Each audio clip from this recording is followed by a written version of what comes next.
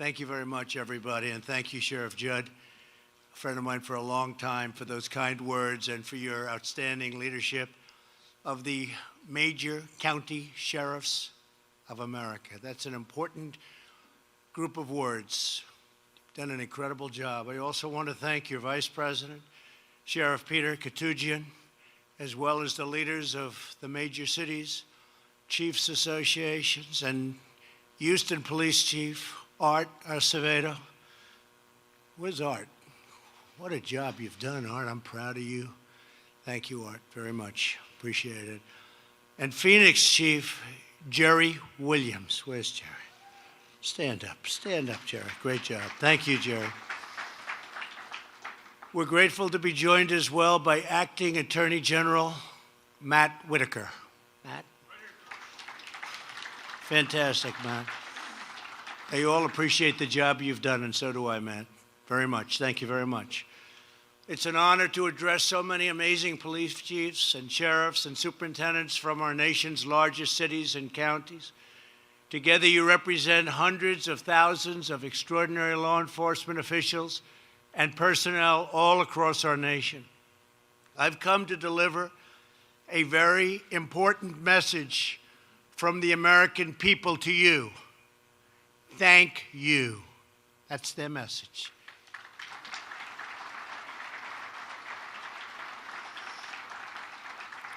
And I think I have to say this, you have no idea how much the American people love and respect you.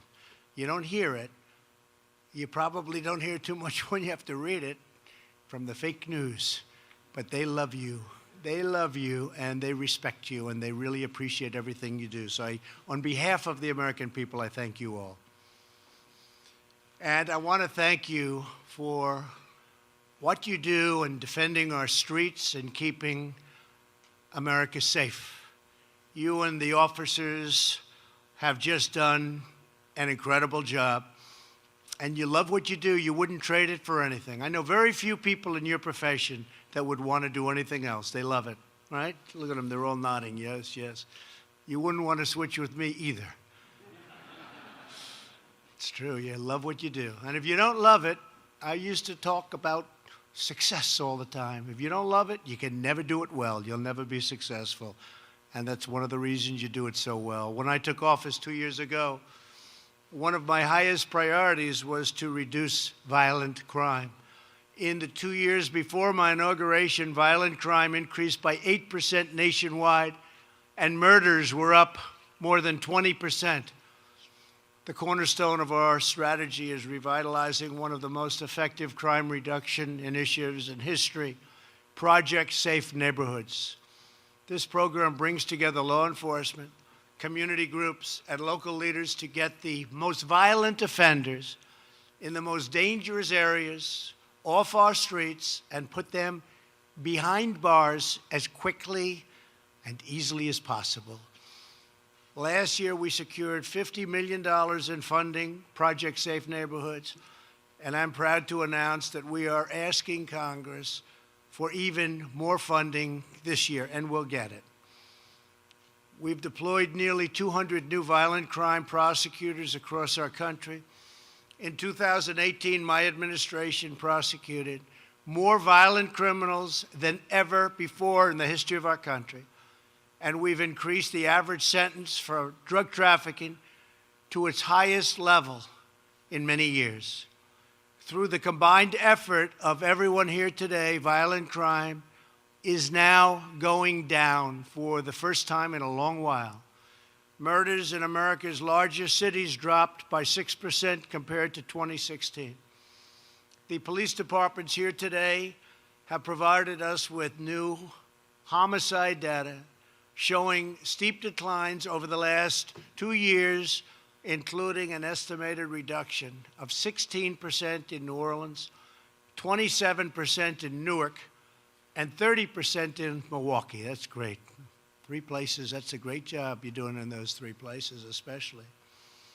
In my administration, we understand that reducing crime begins with respecting law enforcement. We will not tolerate smears or slanders or assaults on those who wear the badge and police our streets.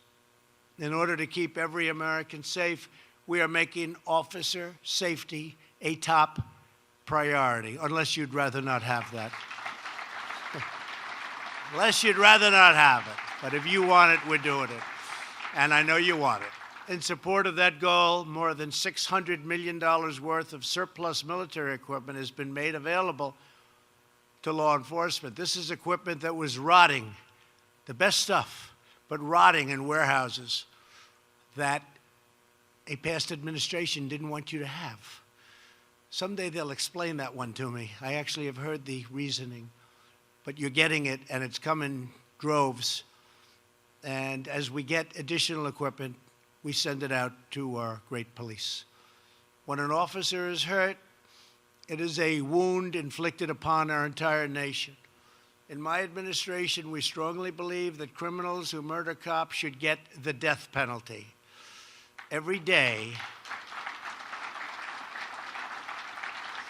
our law enforcement officers risk their lives to defend the lives of others. 1 week ago, Milwaukee officer Matthew Ritter was murdered as he led a drug raid. Last night, NYP detective Brian Simonson tragically lost his life when he responded to an armed robbery. We grieve the loss of these great heroes.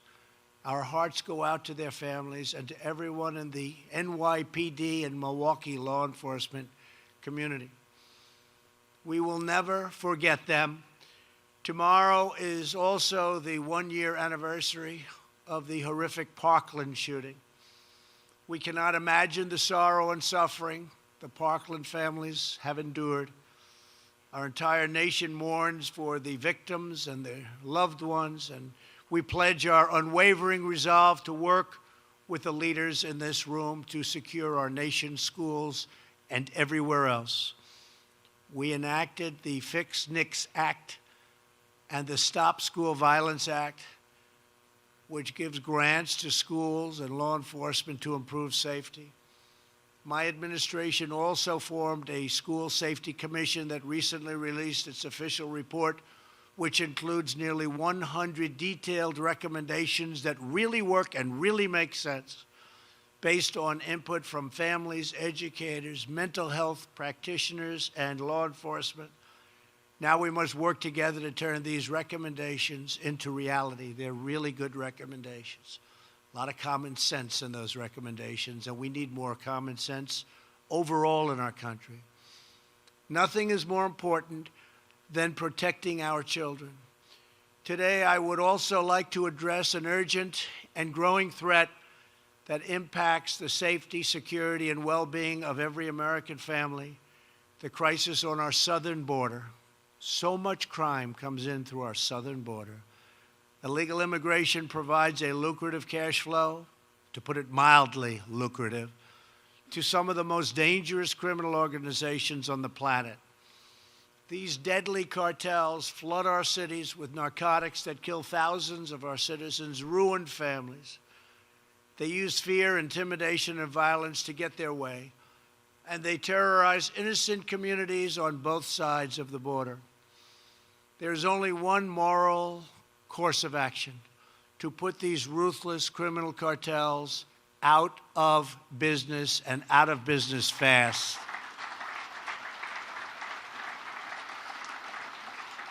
Just 2 days ago, with the help of DEA, ICE, and the FBI, we have such incredible people, and you saw this. Federal prosecutors secured a conviction against the leader of the Sinaloa cartel, Joaquin Guzman, or El Chapo. He is now looking at a lifetime behind bars, and I have to say the prosecutors did an incredible job. Eastern District, incredible job. A lot of people did a great job with that.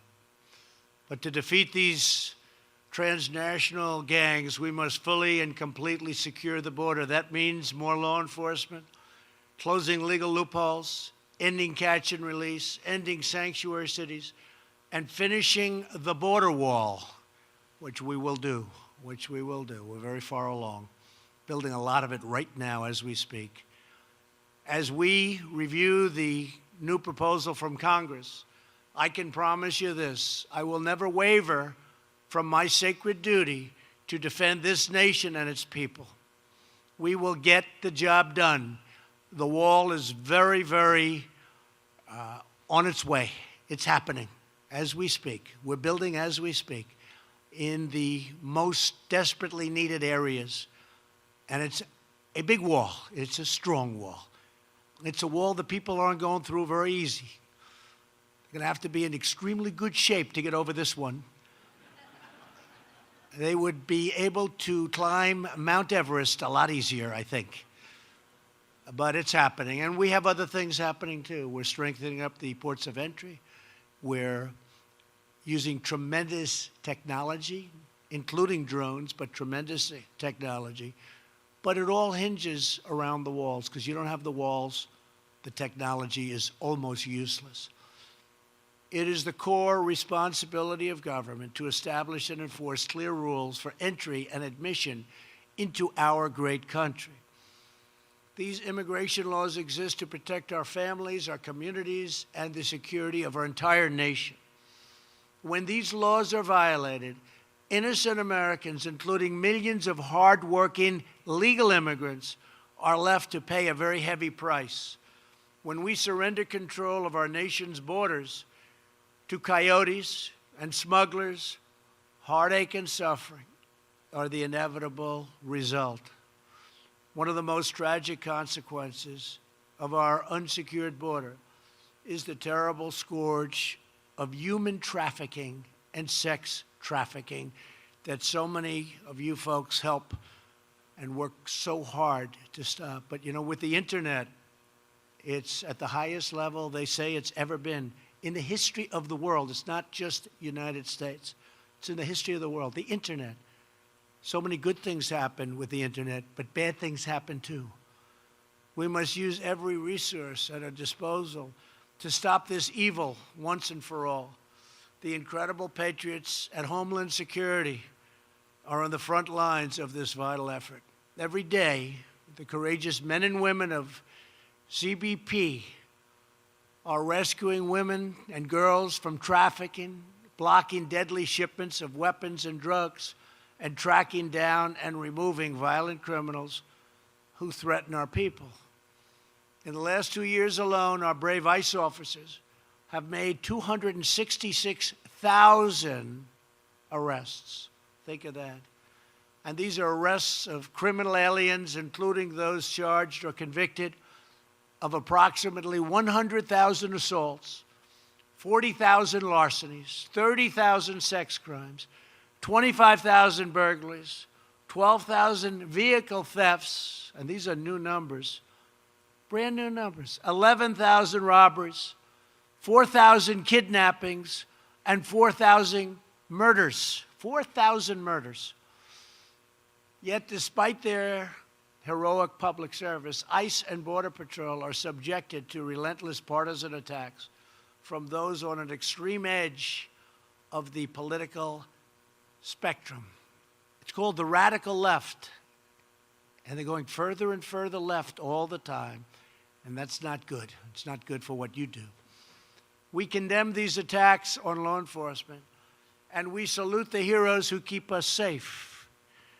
Uncontrolled borders not only endanger our communities, they endanger the men and women who protect our communities.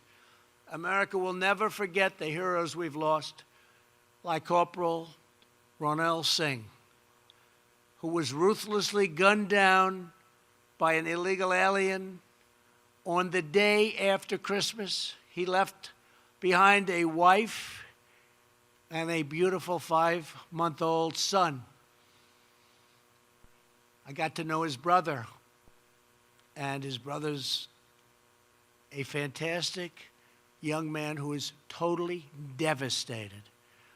Not one more American life should be lost because our nation failed to secure its borders. Every American in every community and from every walk of life has a right to live in security and to live in peace. That is my highest priority as president. And that is the sacred calling and noble mission of every leader in this room. Nobody does a better job. Here with us today is Sheriff John McMahon from San Bernardino, California. Ever since he was a young boy, John wanted to follow his great-grandfather's footsteps and become a law enforcement officer. In 1985, he started out as a patrol deputy. Today, John is the sheriff of San Bernardino County.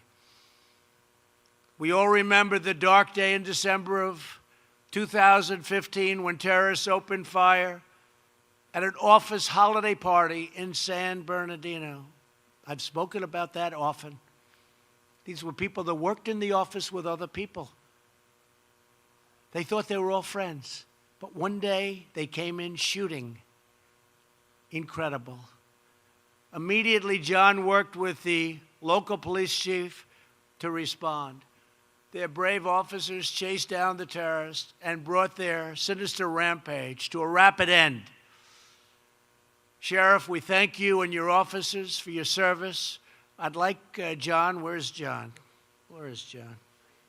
Where's John? Come up here, John. Come up here. I don't know if we can get you past Secret Service, John, but we're going to try, right? Come on. That's great. That was a terrible tragedy. I remember it so well. Come up.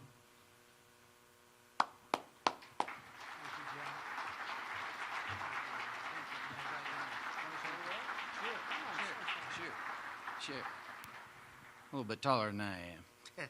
Thank you so much for your kind words, Mr. President. And I will tell you, your support for law enforcement is incredible.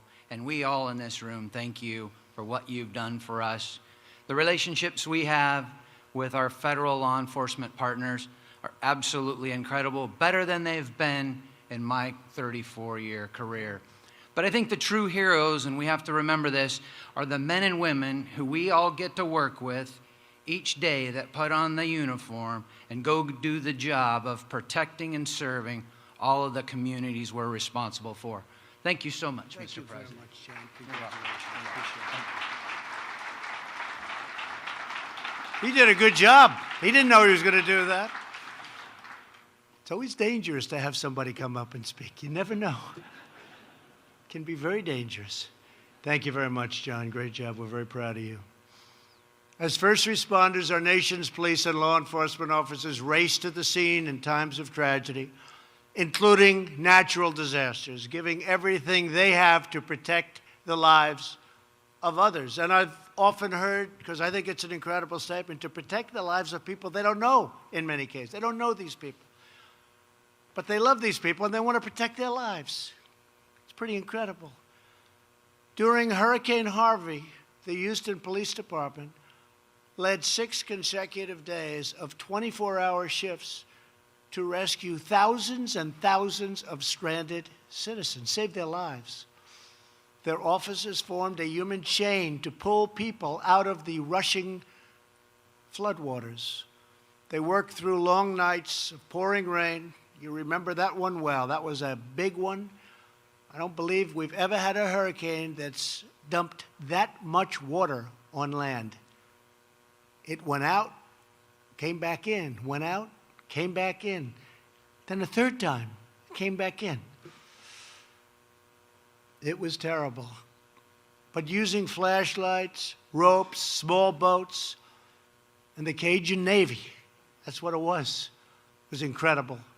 Even though 650 officers had their own homes flooded, with their own families being in danger, they kept on serving and they kept on coming. And people gained even more respect for what you do. Earlier, I introduced Houston Police Chief Art Acevedo. Thanks, Art. Joining him today are 10 leaders. Come on, stand up, Art. Come on up here, Art. Get up here, Art. Come on. John, I think we'll have him up here too. What do you think? Okay? John says yes. Joining Art today are 10 leaders from the Houston Police Department. Executive Assistant Chief Tony Finner. Tony, where's Tony? Tony.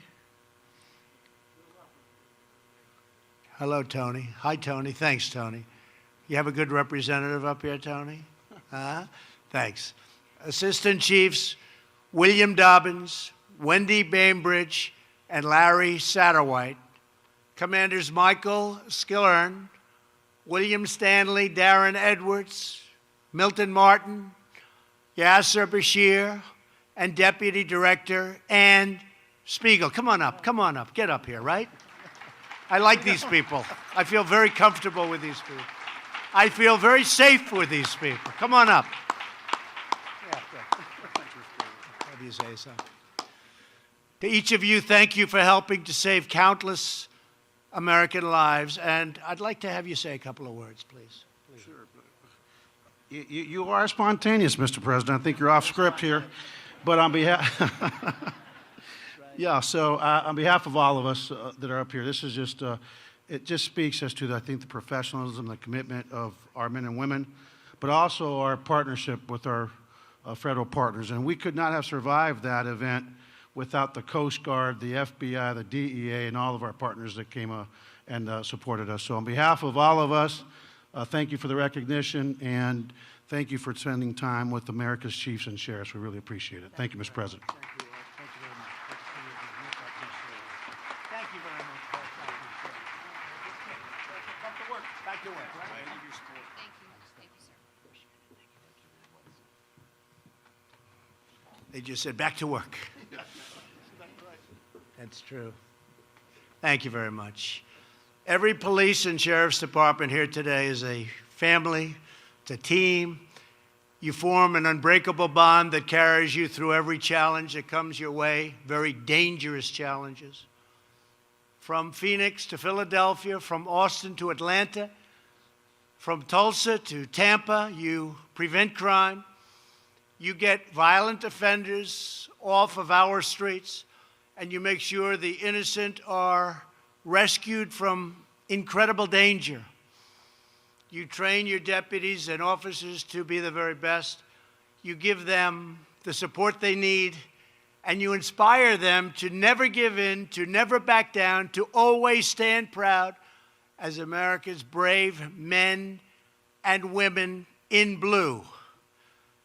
You represent the very best among us. The Americans who get up in the morning, put on that great uniform, and walk out the door to protect and to serve. On dangerous street corners, in dimly lit squad cars, on difficult beats and demanding calls, you wear the badge, you defend the law, and you stand faithful, courageous, and so very strong. So to every police chief and sheriff here today, and to every officer and deputy across America, to all of law enforcement, we will never forget your service, and we will never, ever let you down. We will never let you down.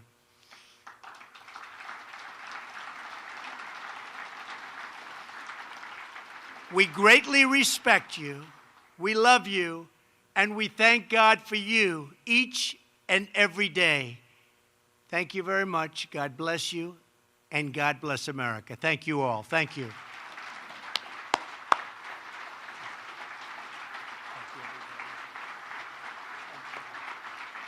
Thank you, everybody. Thanks, everybody.